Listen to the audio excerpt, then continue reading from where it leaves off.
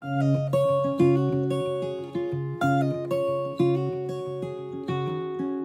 me faut toujours, pour avoir l'idée d'un roman, il me faut toujours un lieu. C'est vraiment important de savoir où je vais situer une histoire.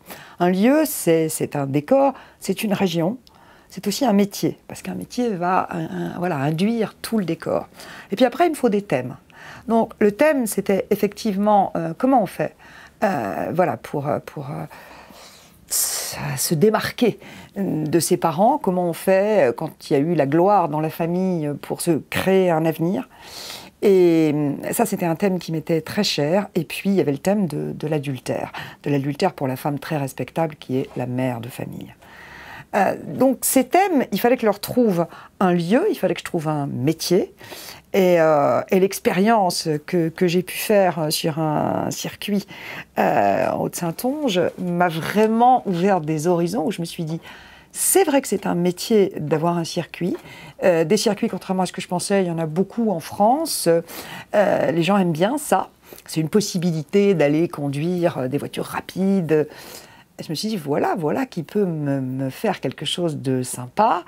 La F1, c'est vrai qu'à l'époque où on avait la chance que la F1 soit retransmise à la télévision sur les chaînes non payantes, je vais dire, c'était assez passionnant de suivre les Grands Prix. Moi, j'aime le bruit des Grands Prix, ce bruit des bagnoles qui rugissent comme des fauves. Et je me disais, voilà, le père, il aura connu ça. Il aura connu ce truc extraordinaire. Et là, ils sont en Sologne, sur un circuit avec des clients. C'est tout autre chose. Et comment il le vit, Gabriel, tout ça. Et sa femme, comment elle vit avec un has-been qui est amer de l'être. Et voilà. Et puis, à partir du moment où je me suis posé toutes ces questions, le roman est venu tout seul. Je pense que quand on a eu des parents célèbres, c'est une chose, mais qui en plus ont prouvé qu'ils exerçaient très bien un métier, qu'ils avaient le talent.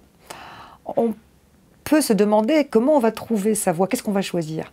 On va faire comme eux, on va essayer de se lancer à leur poursuite en quelque sorte, on va essayer de briller dans un tout autre domaine, ou eh bien on va être peut-être complètement écrasé, parce que pour réussir, il faut une part de chance, il faut une part de volonté, et qu'on n'est pas forcément pourvu de toutes ces qualités.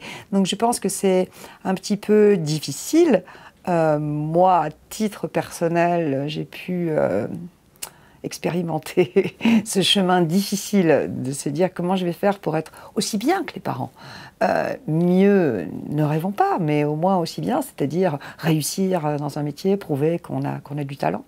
Tout ça n'est pas très simple. Je pense que c'est presque plus facile, sans doute, de naître dans une famille tout à fait anonyme. Je pense que le bonheur, c'est plutôt quelque chose de tranquille. À travers une très grande réussite et à travers la célébrité, trouver le bonheur n'est sûrement pas facile, parce que la célébrité, une fois qu'on l'a, c'est formidable. Mais un jour ou l'autre, on l'a plus. Un jour ou l'autre, on redescend la pente. Dans une carrière, on monte, et puis, beau jour, on plafonne, et après, on redescend. Un jour, on est à la mode, un jour, on l'est plus. Et ça aussi, Au nom du Père, me tenait vraiment à cœur. Comment on fait quand on a été et qu'on n'est plus? Comment on fait pour redevenir anonyme? Comment on fait pour que les gens ne vous reconnaissent plus, vous considèrent un petit peu comme Monsieur Tout-le-Monde, alors que vous n'avez pas été Monsieur Tout-le-Monde. Vous avez été en pleine lumière, vous avez été sous le faisceau des projecteurs. Et pour mon ancien champion de F1, Gabriel, pour Gabriel, c'est difficile, parce qu'il a été en plus dans ce monde de la F1, voilà, c'est les podiums, le magnum de champagne, les photographes et surtout les filles dans les stands, toutes les filles qui se jettent à la tête des pilotes. Gabriel, il a eu tout ça. Alors se retrouver quelque part un retraité quasiment anonyme, c'est vraiment difficile. Mais on peut, j'espère qu'on peut le comprendre, quand on découvre qu'il aurait un petit peu de mal à ce que ses fils réussissent, en tout cas pas dans ce même métier que lui. Ça serait dur pour lui, parce qu'il aurait peut-être l'impression d'être dépassé, rejeté, fini.